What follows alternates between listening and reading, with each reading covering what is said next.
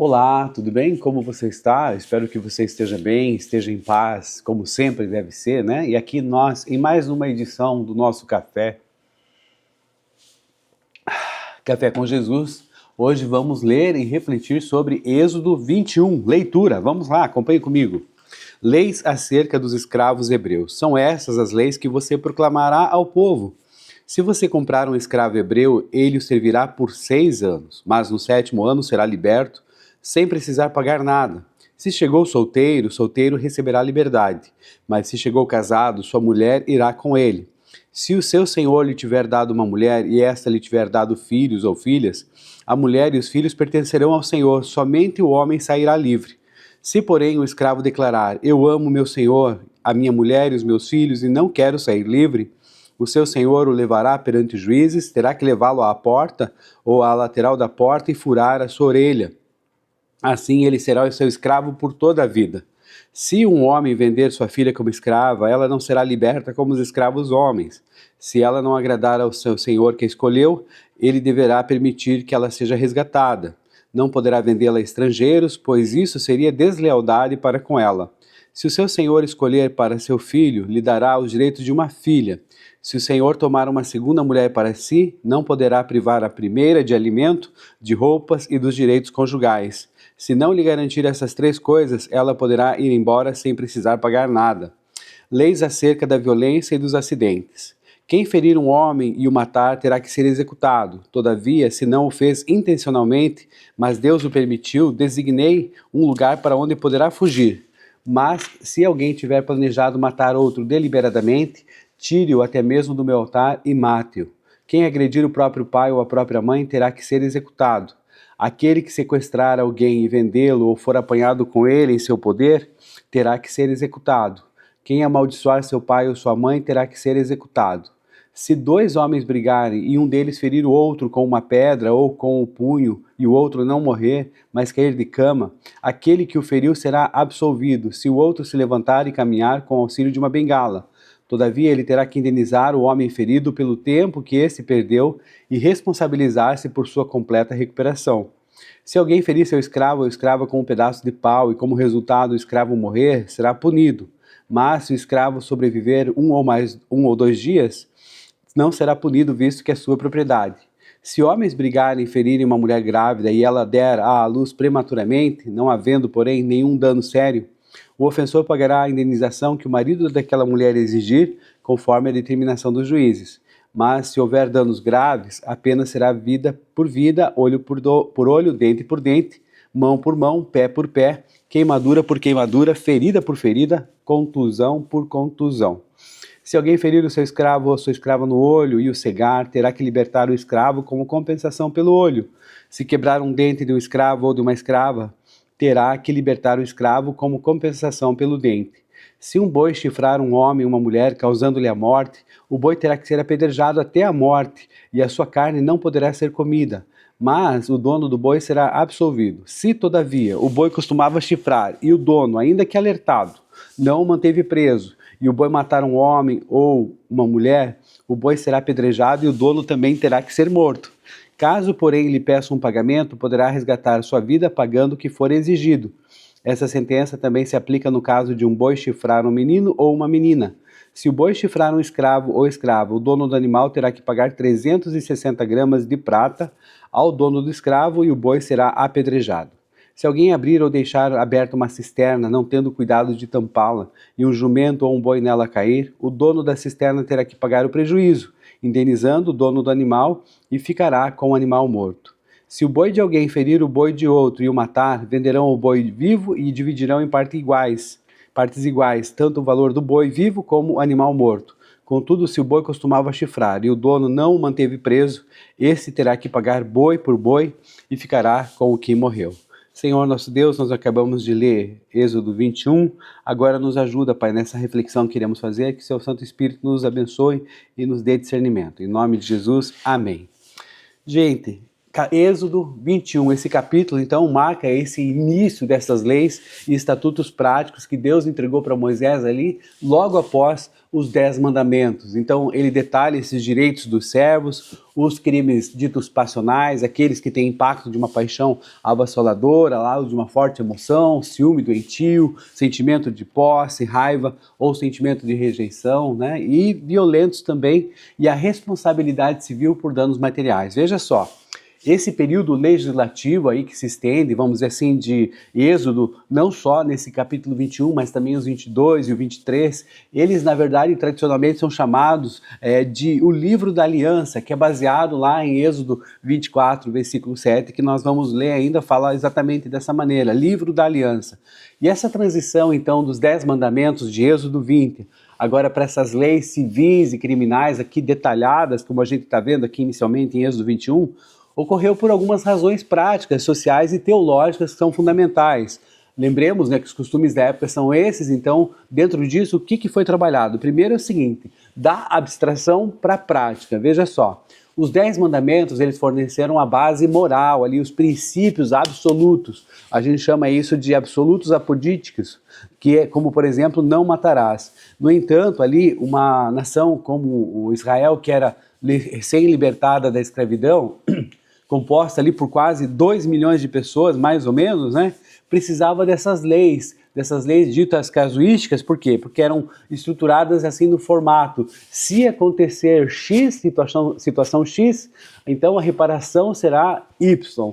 Se acontecer situação Z, reparação será situação W, entendeu? Nessas questões todas era necessário traduzir então essa ética dos mandamentos para a vida civil ali, para a vida diária, como se fosse assim, os 10 mandamentos fossem a Constituição, e agora vem as leis abaixo dessa Constituição para trazer situações mais específicas, mais ou menos nesse sentido, tá? A lógica aqui que a gente tem é essa do que a gente chama de silogismo jurídico, em que se transforma um fato social em uma consequência jurídica previsível para afastar, então, o arbítrio do julgador e também para incutir na pessoa que vai fazer aquilo, opa, não dá para fazer isso porque senão vai acontecer isso. É mais ou menos o que a gente tem aqui no nosso costume, né, na sociedade democrática, no Estado Democrático de Direito brasileiro, da questão da legalidade. Então é mais ou menos nesse sentido. De qualquer maneira, a fundação de uma nova identidade social estava acontecendo. Por quê? Israel passou então séculos sob ali a opressão das leis do Egito, onde a vida de um escravo ou de um camponês, por exemplo, valia muito pouco se comparada à elite ali egípcia, vamos dizer dessa maneira. Então Deus inicia esse período legislativo para arrancar essa mentalidade egípcia do povo e para estruturar essa sociedade agora baseada na justiça divina e na dignidade humana e na responsabilidade comunitária. Então, isso de certa maneira é para que Israel funcionasse como uma teocracia, né, uma nação governada ali diretamente por Deus, era preciso então esse código jurídico próprio. Então essas leis, elas serviram, digamos assim, como cláusulas desse contrato, dessa aliança, daquilo que foi estabelecido ali no Monte Sinai. E veja só, o texto fala ali sobre escravidão, certo? E aí nós temos assim um pouco de receio em relação a isso, choca, né, a nossa sensibilidade moderna. O que a gente precisa entender é o seguinte, que aqui existe uma dignidade dos servos, uma ruptura histórica, porque a legislação de Êxodo 21, eu acredito em vocês, ela era incrivelmente avançada e humanitária para essa idade do bronze, que a gente chama, né? E aí nós temos essa questão do limite dos 6 anos. No mundo antigo, gente, a escravidão por dívidas, por exemplo, costumava, sabe ser como? Perpétua. E a Torá, então, estabelece aqui um limite compulsório de 6 anos para o servo hebreu, garantindo, então, o direito à liberdade. Essa lei, então, seria mais avançada. Depois nós temos a proteção aí contra o abuso físico, né, os versículos 26 e 27 afirma ali que se um senhor ferir o olho ou quebrar um dente do seu servo, o servo deve ser liberado imediatamente. E em qualquer outra cultura da época, o senhor tinha direito de vida e de morte sobre o escravo. E na lei de Deus, então, a integridade física do servo ali limitava a propriedade do senhor. Mas por que há tantos regramentos, né? Por que tem tanta coisa ali em Êxodo 21? Veja só, havia necessidade de tantos detalhes porque o povo de Israel estava deixando ali de ser um grupo de clãs nômades para se tornar uma nação soberana, com território, com vida urbana. 2 milhões de pessoas, gente, não é pouca coisa. E sem um código civil bem definido, o povo se autodestruiria em litígios e vinganças tribais, né? Só você olhar para uma cidade, por exemplo, como Curitiba, né, a gente não tem esse tanto de pessoas aqui ainda, então você começa a perceber essas questões todas da população, como que isso era, né? Então existia necessidade dessa questão toda. E assim, existe sim uma sistemática jurídica clara que se estabelece no capítulo 21, começando pela prioridade de valores e pelo status das partes. Então a ordem, na verdade, é decrescente, do maior, do mais importante, para o menor, menos importante, aí mais fortemente protetiva em todos esses aspectos. Então tem aqui a questão dos status das pessoas, dos servos, né? Começa ali surpreendentemente protegendo os mais vulneráveis, então esses servos e servas, e a mensagem inicial de Deus é que vocês foram escravos do Egito, então a primeira coisa que nós vamos regular é o limite de poder de um sobre o outro. Depois temos os crimes de sangue e vida humana, em que ali se define os crimes capitais contra a vida, como por exemplo homicídio, e contra a base da sociedade, agressão e maldição aos pais e sequestro. E depois as lesões corporais e danos físicos, em relação, por exemplo, à briga de cidadãos, agressões a servos, aborto praticado por terceiros e acidentes com animais, como por exemplo os bois. E depois ali os danos estritamente materiais, negligência ali com propriedade, como cisternas, poços e disputas de gado. Essas leis, elas eram faladas ou escritas? Veja só, ambas as coisas. Elas estavam num processo ali que a gente chama de formalização. Por quê? O texto diz logo no início ali do capítulo, né? Esses são os estatutos que você ditará, que você proclamará, que você proporá ao povo. Então, inicialmente, Deus falou a Moisés no monte e Moisés as repetiu oralmente, então, aos anciãos e ao povo. Então, esse processo, né, de a questão dos estatutos, né, que eles os repetiu oralmente aos anciãos e ao povo. No entanto, lá em Êxodo 24, depois a gente vai ver ainda, nós vamos ver que Moisés escreveu todas essas palavras do Senhor. Esse documento escrito foi chamado de Livro da Aliança, como nós já mencionamos, Êxodo 24, versículo 7, e foi lido publicamente para que todo o povo ratificasse esse documento. Então, começou assim com a voz de Deus, como nós já vimos aqui nos 10 mandamentos, passou pela proclamação oral de Moisés e foi imediatamente fixado em texto para se tornar um código legal, definitivo e permanente da nação. Agora vamos fazer, depois dessa pequena introdução, essa questão da divisão por blocos que a gente estuda aqui, né? E vamos falar algumas coisas assim por alto dessa questão aí dos blocos aqui. Dividimos em 4 blocos. Temos então primeiro ali o Êxodo 21, dos versículos 1 até o 11, que vai falar ali então sobre leis, sobre servos e hebreus. Então, essa seção estabelece para a gente limites éticos aqui para a servidão entre o próprio povo de Israel, garantindo que essa condição não fosse permanente e que a dignidade da pessoa humana fosse preservada. Então, o servo hebreu serviria por 6 anos e no 7º seria liberto sem pagar nada. E aí a questão é se ele entrasse solteiro, sairia solteiro, se a esposa fosse dada pelo Senhor, ela e os filhos continuariam pertencendo ao Senhor na libertação. Questões detalhistas, né, detalhadas para que não houvesse nenhuma dificuldade de entendimento ou discussão a mais. Então, nesse caso, também temos aqui que se o servo declarasse amor ao seu senhor ali, a esposa e os filhos, e não quisesse a liberdade, veja só, a sua orelha então seria furada aqui, né, como um furador junto à porta ali, tornando-se ele servo para sempre. Furar a orelha, então, quer dizer que é uma escravidão eterna. O que eu tenho, né, com essa questão? Porque eu também tenho a orelha furada, então eu me lembro que quando eu comecei a namorar com a Cris, ela me levou lá numa farmácia e fez com que eu furasse a orelha. Até achei bonito no começo, mas depois eu falei, puxa vida, se eu pudesse pensar, né, eu não teria feito isso. Mas são situações que a gente tem essa questão. Mas de qualquer maneira, é o seguinte, na verdade, o contexto aqui, ele é estruturalmente cultural e jurídico lá do Antigo Oriente Médio. Então, a orelha, gente, simbolizava essa audição e a obediência. Furar a orelha lá no batente da porta, da casa, do Senhor, era um ato público voluntário que significava o seguinte, ó, eu escolho ouvir e obedecer a esse Senhor para sempre porque eu amo Ele e amo a família que construí aqui. Veja só, para a mentalidade moderna, essa palavra escravidão, ela remete imediatamente a uma coisa horrorosa, ao tráfico aí, por exemplo, negreiro, né, colonial, essa questão de baseada em raça, sequestro.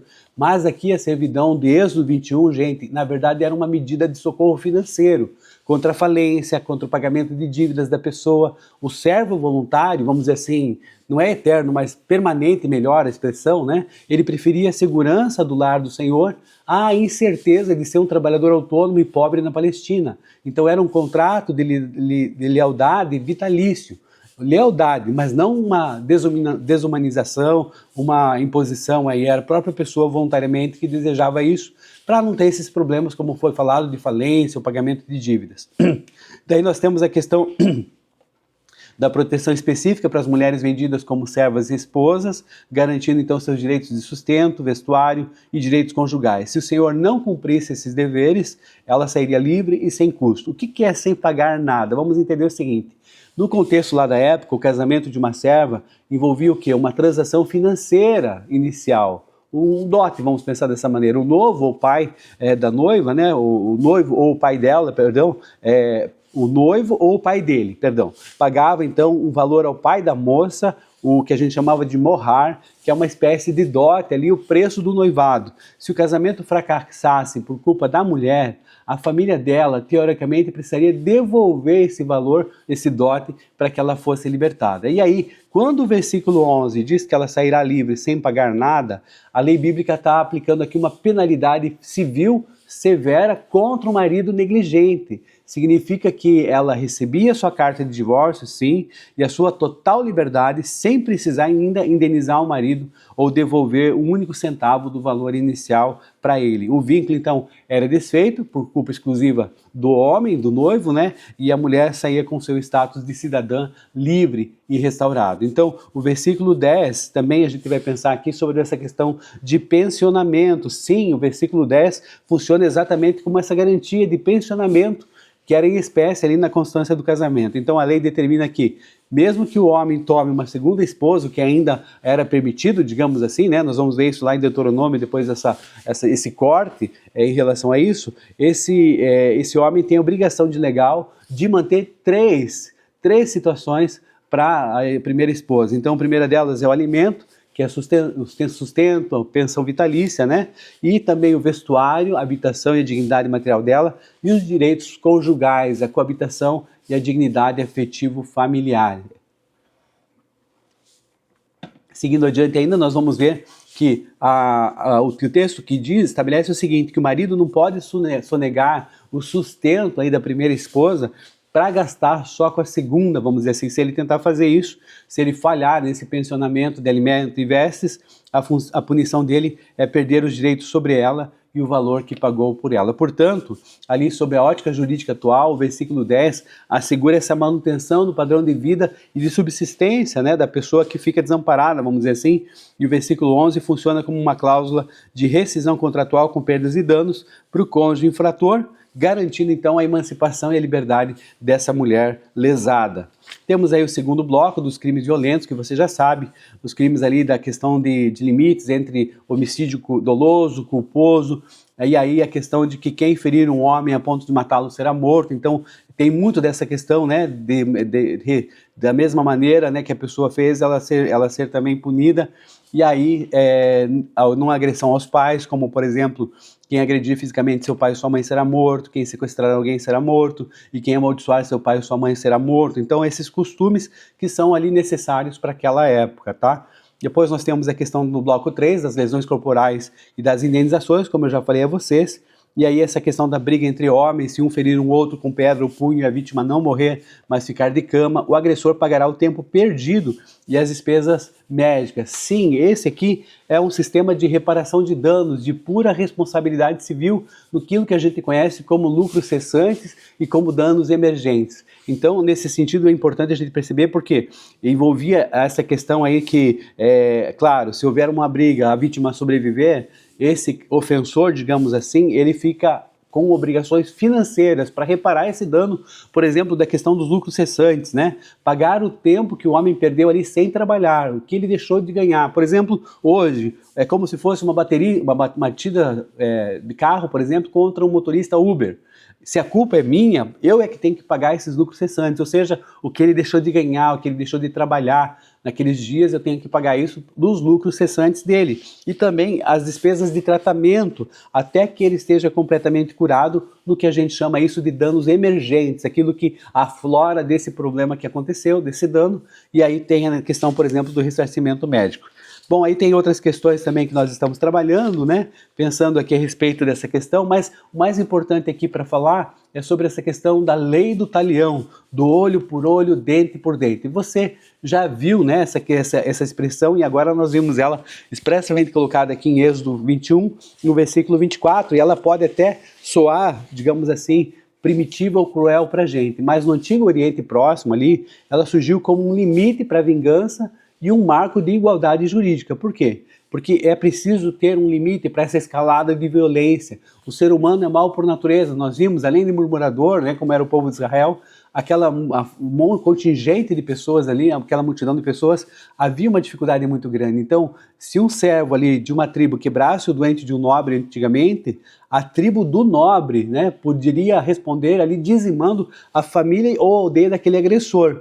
E a lei estabelece a proporcionalidade estrita. Estamos falando dessa lei de Talião, tá? Ela está por proporcionalidade estrita. Então, nesse caso, o que acontece é que a punição não pode ser maior que o dano.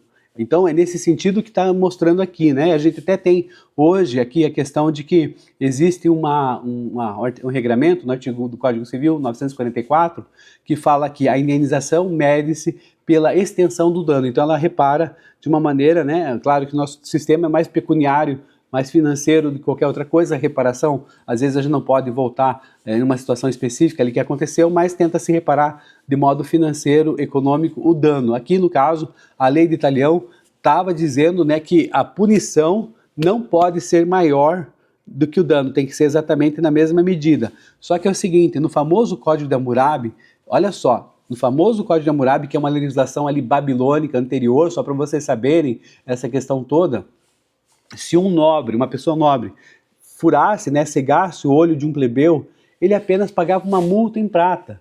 Agora, se a lei bíblica começa a pavimentar então esse caminho, onde o corpo de um ser humano, independente de onde ele esteja, se é nobre, se é um plebeu, um escravo, ele tem o mesmo valor intrínseco, independentemente da sua posição social. Olha só o avanço. E aí a questão do que é essa lei de Talião, o que é isso, né? Às vezes a gente tem uma confusão nesse sentido para entender. Quem que é esse Talião?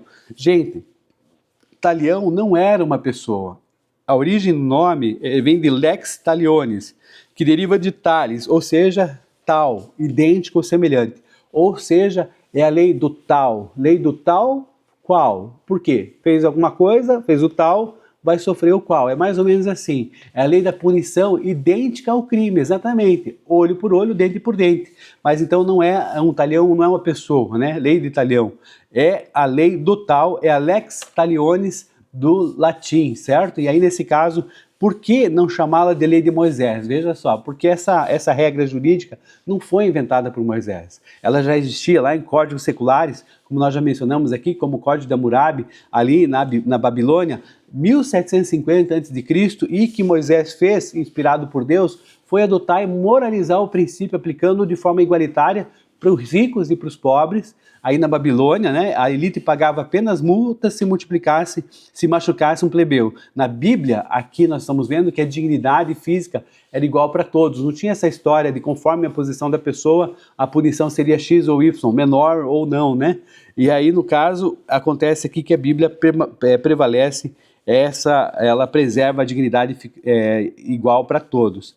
Bem, aí nós temos as questões das reparações civis, responsabilidades por negligência, e que existe essa questão inclusive de responsabilidade por omissão, né? Se você ali não cuidar do animal ou deixar a cisterna aberta, ou o boi que chifre, você já sabe disso, então você tem essa responsabilidade civil, aqui no caso por omissão, ou seja, se você que criou o risco, né, deixou o poço aberto ali, por exemplo, ou tinha conhecimento do perigo, sabia que o boi seu era violento e não agiu então para evitá-lo, você é o responsável direto pelas consequências. E aí nós vemos que a espiritualidade em Israel não era só mística ou alienada, né? Mas ela se manifestava no cuidado com a segurança do próximo no espaço público. E finalmente ali o último bloco dos danos à propriedade e à responsabilidade civil, a gente vê aqui que essa cisterna aberta, cavar um poço e não cobrir, esse tipo de coisa, justamente demonstra essa questão da responsabilidade civil por negligência. E o princípio central aqui de todo esse capítulo que nós vemos é que o capítulo então equilibra a severidade dessa justiça com o princípio da proporcionalidade e da restituição. Então ele estabelece limites estritos para evitar a vingança desmedida e introduz ali os primeiros contornos de responsabilidade civil na comunidade de Israel. E aí o nosso desafio para hoje, o que é, baseado em Êxodo 21, é que cada um de nós, então, com base em tudo que nós falamos, examine seu coração profundamente ali, consciente da sua responsabilidade civil, né, da sua ética, da sua vida espiritual, sobre a vida do próximo, inclusive também, clamando para que o Senhor nos livre de toda negligência, omissão, como aqui a gente viu do desleixo, né, cuidado, para que não haja nenhum problema ou risco criado para ninguém, ou espírito de vingança ali em nossos relacionamentos diários, e que Deus nos conceda a graça de sermos promotores da verdadeira justiça, da equidade, da dignidade, especialmente no cuidado e na proteção daqueles que estão ali sempre em posição, muitas vezes, de maior vulnerabilidade ao nosso redor. Então, fico muito feliz que você acompanhou a nossa conversa aqui sobre Êxodo 21, um capítulo interessante, né, complexo, um pouquinho difícil de compreender, mas lembremos da questão lá da época e vamos em frente, né, até o próximo café. Café com Jesus, um bom dia, até mais, Deus abençoe, a paz, valeu!